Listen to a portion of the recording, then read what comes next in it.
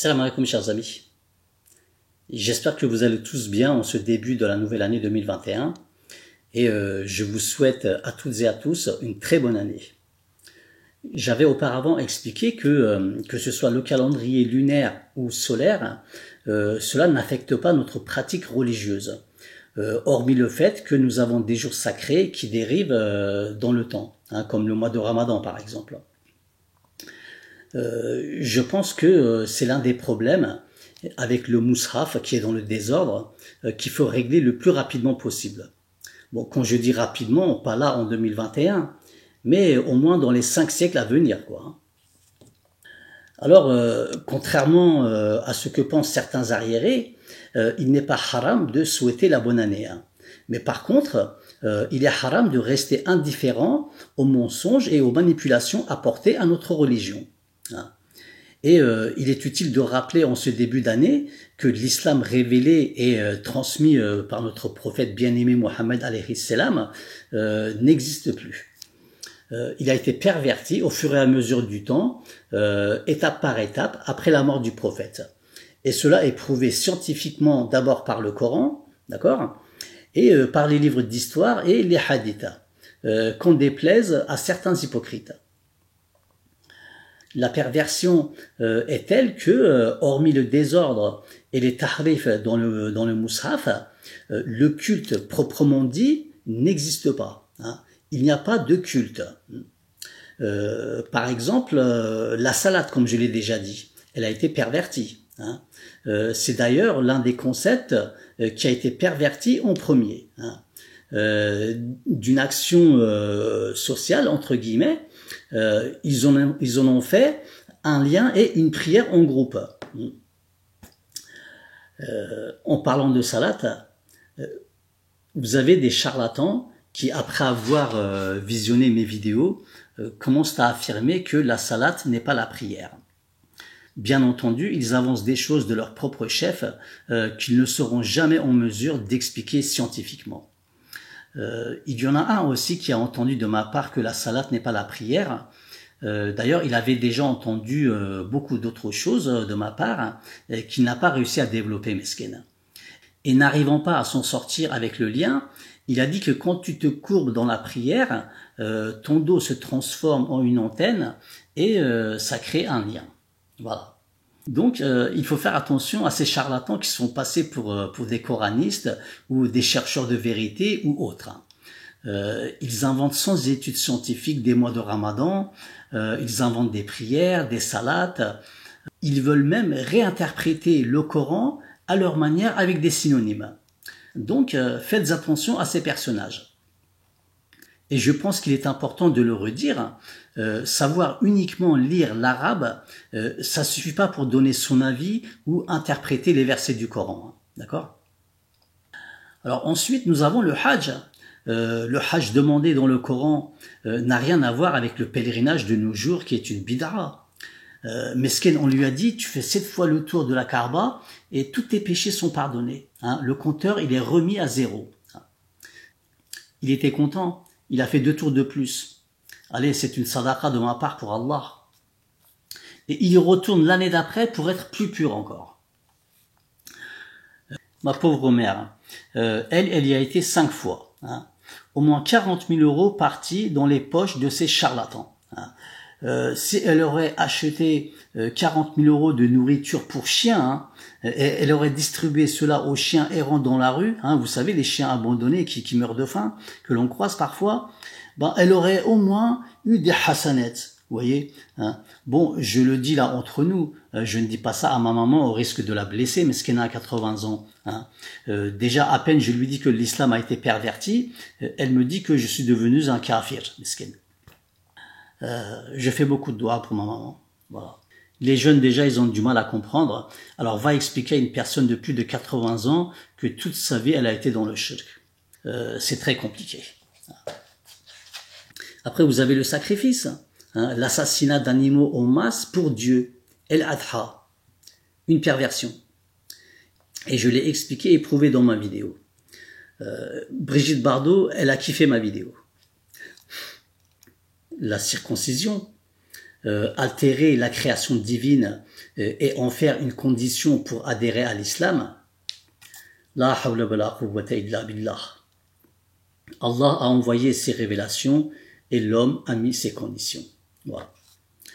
Et tout cela n'est qu'une goutte d'eau dans un océan de mensonges. Et parmi ces mensonges, il y a le pipi de chameau. Est-ce que notre prophète a recommandé de boire du pipi de chameau? Est-ce que l'urine de chameau est médicinale? Alors, pour répondre à cette dernière question, une étude a soi-disant été faite par une doctoresse qui s'appelle Faten Koshed, qui, elle, aurait découvert des vertus médicales dans l'urine de chameau. Personnellement, je n'ai jamais entendu parler d'une étude sérieuse effectuée sur l'urine de chameau, à part des témoignages douteux. Je sais que l'OMS déconseille fortement de boire de l'urine de chameau après l'épidémie du MERS-CoV en 2012, provoquée par un virus qui proviendrait du chameau, d'accord? D'ailleurs, à ce sujet, il y en a même qui prétendent que le Covid-19 a été fabriqué à partir de ce virus. Bref, laissons cela aux spécialistes. Maintenant, est-ce que l'urine de chameau a des côtés vertus? Peut-être, Allahu Alam. Moi, ce qui m'intéresse le plus, c'est la première question.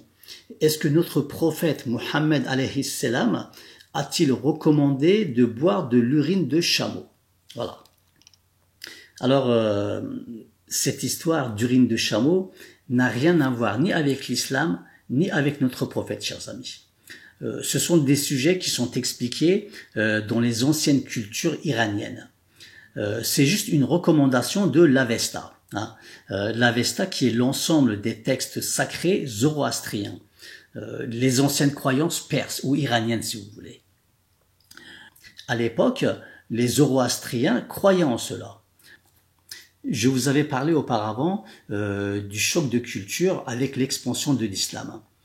Et cette histoire de recommandation d'urine attribuée au prophète Mohammed est venue chez les musulmans de la culture iranienne. Les muhaddiths, quand ils ont rassemblé les hadiths, ils ont mis dans leurs livres sous forme de hadiths certains de leurs propos, de leurs hypothèses.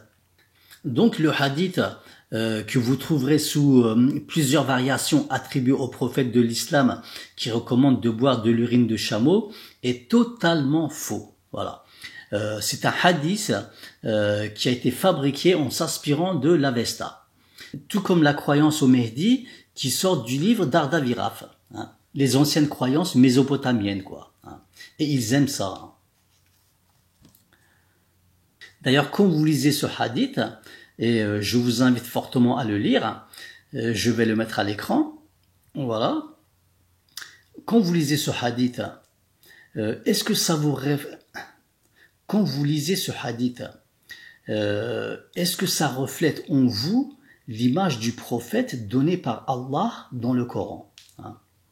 Je vous laisse le lire et réfléchir dessus par la suite. Donc les muhaddiths. Alors les muhaddiths, à l'époque, étaient majoritairement des Iraniens. C'était des personnes qui avaient été forgées par la culture iranienne. Vous prenez par exemple le Kutub al-Sitta, d'accord, les 6 recueils de hadith. Les auteurs étaient tous les 6 iraniens, des fruits de la culture iranienne. Je vous avais notamment parlé aussi de Ali ibn Muhammad el-Yunini, qui nous avait sorti le recueil de Bukhari, si vous vous souvenez. Donc, tous ces muhaddiths n'étaient pas des Arabes, n'étaient pas Arabes, ils n'avaient pas la culture arabe, mais perse. Les Arabes à cette époque, ils n'existaient plus sur le terrain. Ils étaient retournés dans les vestiaires, et depuis ils le sont d'ailleurs. Et la seule culture qu'ont laissé les Arabes en partant dans les vestiaires, c'est leur djellaba et leur apathie, c'est tout. D'ailleurs, je vais expliquer cela en vidéo dans les jours qui viennent. Donc, ces muhaddiths, ils ont pris ce genre de propos, ce genre de croyances, et ils les ont attribués à l'islam sous référence hadith. Aujourd'hui, nous trouvons ce genre de mensonges, et bien pire encore, dans les livres de hadith. Et malheureusement, la majorité des gens y croient parce qu'on leur dit que les livres de hadith sont aussi source de la religion et que ce sont les faits et gestes du prophète et blablabla et blablabla. Hein, vous voyez, cette histoire d'urine n'a rien à voir avec le fait qu'elle soit vertu ou non. Hein. D'ailleurs, à l'époque du prophète, il n'y avait pas ce genre de pratique dans le secteur d'Arabie, voyons. Sinon, on l'aurait su. Et le prophète n'avait ni la formation, ni le laboratoire pour pouvoir affirmer que l'urine de chameau est une guérison. Sinon, il faut le prouver avec autre chose que des propos douteux sortis des siècles après sa mort. D'accord ? Il ne faut pas insulter la science et la conscience. Hein. Ça, c'est simplement du sophisme, de la superstition qui s'est habilement faufilée parmi la culture musulmane en instrumentalisant encore une fois le prophète Mohammed alayhi salam. Voilà.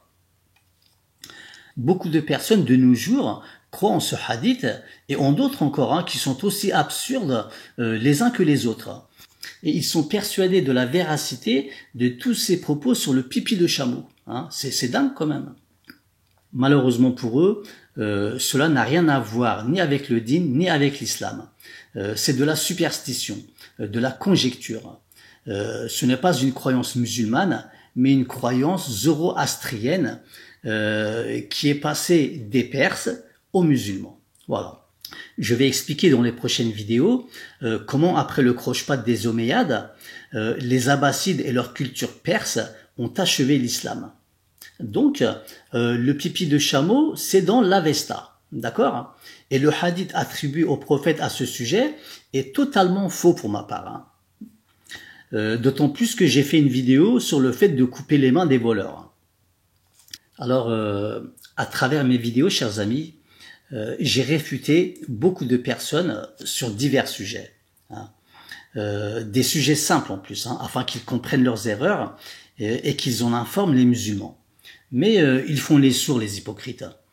Malgré leurs mensonges mis à jour avec des preuves, ils restent muets. Honnêtement, je commence vraiment à croire que ce sont des vrais kafirs. Je n'ai plus de doute là-dessus. L'islam, c'est devenu un business.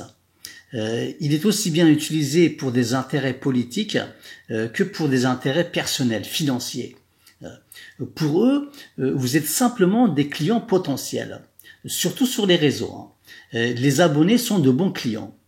Le type, il a des dizaines, des centaines de milliers d'abonnés, voire des millions. Il sert à rien du tout pour la communauté. Il est juste la star de son ego et d'une bande de moutons qui ont laissé leur foi entre les mains de ces personnes sans aucune réflexion, sans aucun questionnement.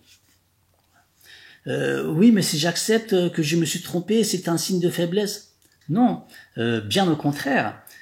Si tu n'acceptes pas tes erreurs concernant le livre d'Allah, hein, la sunna d'Allah, cela fait de toi un kafir. Tu comprends? Toi, tu es un prêcheur, tu es un prédicateur, ou autre, peu importe. Tu t'adresses à une population de masse, tu donnes des cours. Tous les mensonges que tu racontes, c'est autant de mensonges que les gens qui t'écoutent auront acquis et dont un jour ils devront rendre des comptes.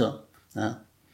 Sans compter bien sûr les autres personnes auxquelles ils auront transmis tes mensonges.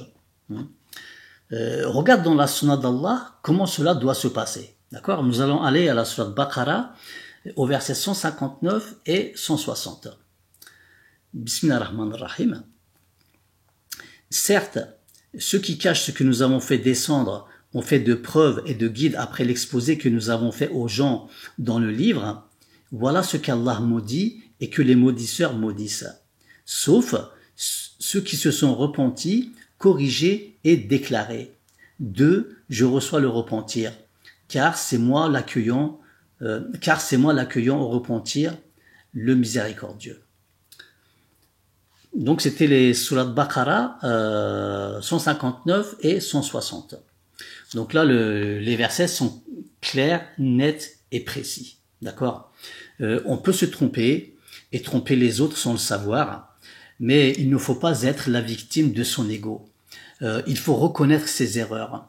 Je sais bien qu'il n'est pas toujours facile de les reconnaître, surtout si tu es un narcissique mégalo. Hein. Mais si tu penses pas à toi, hein, à ta situation dans le akhira, pense au moins à celui des autres. à la situation de tes suiveurs. L'islam n'est pas fondé sur l'égoïsme, bien au contraire. Donc il est nécessaire de reconnaître ses erreurs pour ne pas les recommencer. Les personnes qui n'acceptent pas leurs erreurs, ils sont susceptibles de les reproduire à cause de leur manque de discernement. Tu comprends? Et c'est ce qui fait que vous êtes tout le temps, à chaque discours, dans le faux et dans la divergence. Reconnaître ses erreurs et par la suite adopter une attitude digne d'un représentant de l'islam. D'accord? J'espère que vous m'écoutez dans les vestiaires. Hein. Et comme l'a dit un prédicateur que je vais bientôt réfuter, c'est haram d'être con. D'accord?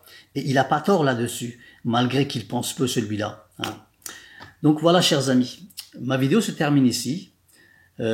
Pour les frères et sœurs curieux, je vous conseille d'aller lire l'Avesta pour comprendre d'où nous vient cette histoire de pipi de chameau. D'accord? Donc voilà, je vous remercie d'avoir été attentif à cette vidéo. Je vous dis à très bientôt, Inch'Allah. Salam alaikum wa rahmatullahi wa barakatuh.